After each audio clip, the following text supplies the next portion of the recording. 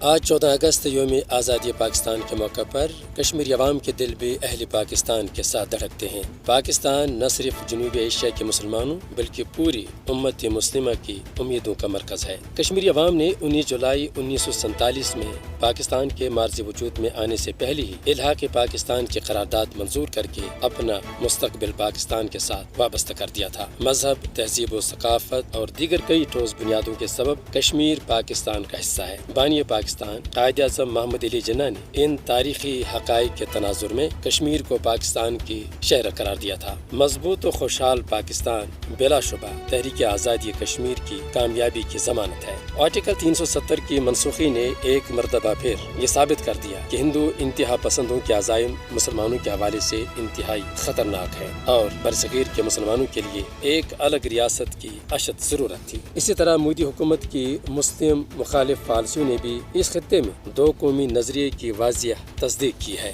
کشمیری عوام کشمیر کاز کی مسلسل سیاسی، اخلاقی اور سفارتی حمایت پر پاکستان کے شکر گزار ہے۔ پاکستان بھی اپنے مظلوم کشمیری بھائیوں کی جدوجہد آزادی میں ان کے ساتھ چٹان کی طرح کھڑا ہے۔ دنیا کی کوئی طاقت پاکستان اور کشمیریوں کو جدا نہیں کر سکتی۔ یہ رشتہ انمٹ اور انمول ہے۔ کل جماعتی حریت کانفرنس آزاد کشمیر شاخ کے سابق کنوینر اور سینئر حریت رہنما سید یوسف نسیم اسی جذبے کی عکاسی کرتے ہوئے اہل پاکستان سے مخاطب ہیں۔ مقبوضہ ریاست جموں و کشمیر میں برسر پیکار حریت پسند عوام اور حریت کانفرنس کی طرف سے میں آج پاکستان کی یوم آزادی کے موقع پہ تمام کشمیریوں کی طرف سے اہل پاکستان کو مبارکباد پیش کرتا ہوں، اور یہ بات روز روشن کی طرح عیاں ہے کہ مقبوضہ ریاست جموں و کشمیر کی عوام نے 19 جولائی 1947 کو بننے والے پاکستان کا فیصلہ کیا تھا۔ آج جب پوری دنیا میں جہاں پاکستانی آباد ہیں، کشمیری آباد ہیں،